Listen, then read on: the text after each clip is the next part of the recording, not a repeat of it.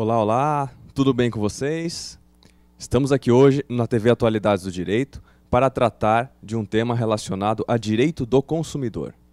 Vamos falar de uma decisão proferida pelo PROCON aqui do estado de São Paulo, em um auto de infração, e essa decisão do PROCON, além de uma multa alta, ela também impôs uma suspensão de atividades para 3 empresas que efetuam vendas online: Americanas, Submarino e Shoptime.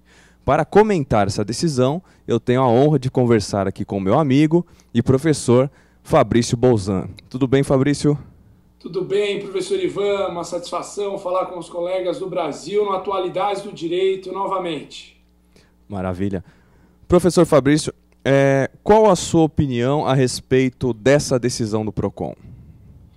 Olha, analisando a questão com base nas notícias, não tive acesso aos autos do processo administrativo que deu ensejo a esse auto de infração, mas conforme as notícias que tivemos acesso, eu concordo com a decisão do PROCON, ok? É uma decisão administrativa que, presumo, tenha dado direito ao contraditório e à ampla defesa, e pelo visto se tratam de empresas reincidentes nessa questão, ou seja, prometem determinadas ofertas via internet e não estão cumprindo com essas ofertas. Então, se foi falado em reincidência, presumo que houve uma notificação inicial, que houve uma penalidade mais simples e só agora, nesse segundo momento, nós estamos a nos deparar com uma infração mais grave que impõe, inclusive, a suspensão das respectivas atividades. Tá certo, Fabrício. Falando agora da questão da reincidência específica, nesse auto de infração houve menção ao artigo 48 do Código de Defesa do Consumidor, justamente da questão da reincidência específica.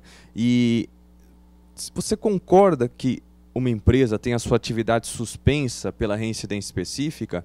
Eu até estava pensando nessa questão ontem sobre, de um lado eu tenho os trabalhadores, a empresa, o funcionamento da empresa, e de outro eu tenho a defesa do consumidor. Os dois são dois importantes bens jurídicos. Mesmo assim, por força da reincidência, você concorda com a suspensão da atividade?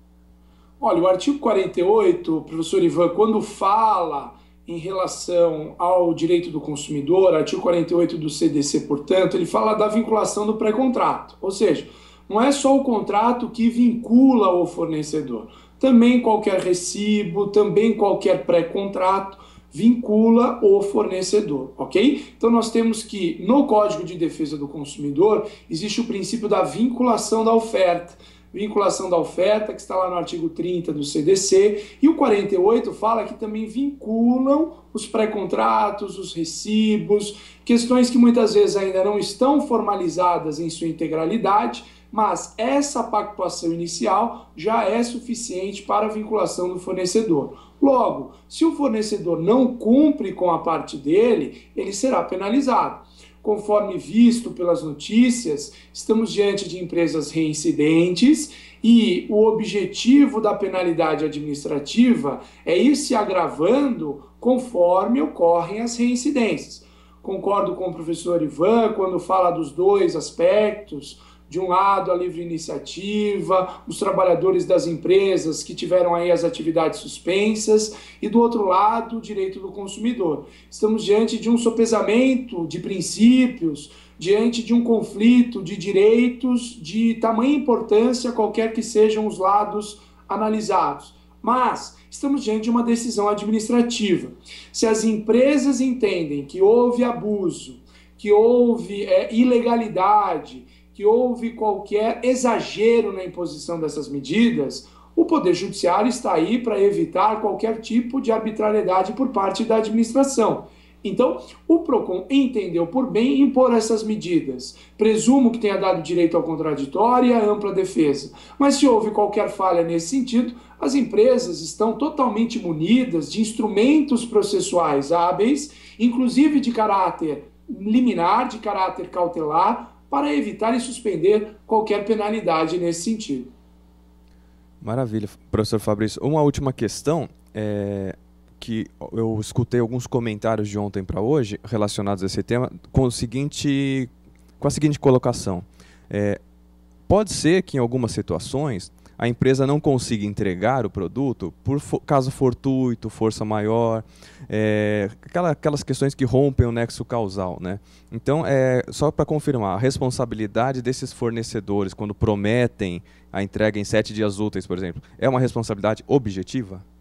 Entendo que sim. Por mais que seja uma relação veiculada pela internet, por mais que ainda não tenhamos uma legislação específica para regulamentar esse tema, aliás, o marco regulatório das relações via online está para sair, enquanto não tivermos nenhuma regulamentação específica, o Código de Defesa do Consumidor se aplica integralmente. Por exemplo, a possibilidade do consumidor que comprou via internet desistir dentro de 7 dias.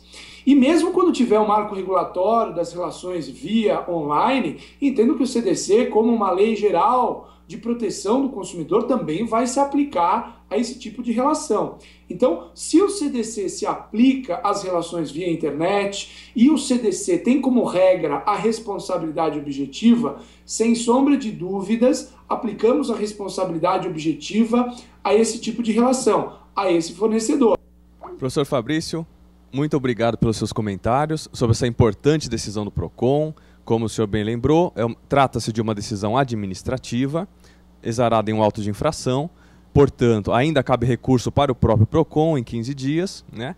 E já foi publicado no Diário Oficial. Caso essas empresas entendam que houve alguma ilegalidade, podem, obviamente, ir até o Poder Judiciário, né? Não há como impedir qualquer lesão ou ameaça de lesão do acesso ao judiciário, e vamos aguardar como será o desfecho desse fato, desse acontecimento. O importante o PROCON está atuando, está defendendo os interesses do consumidor e ficou bem claro a importância do PROCON ter poder de polícia, não é mesmo, professor?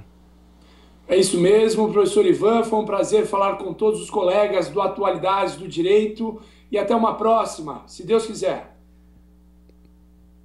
Obrigado, professor. Até mais.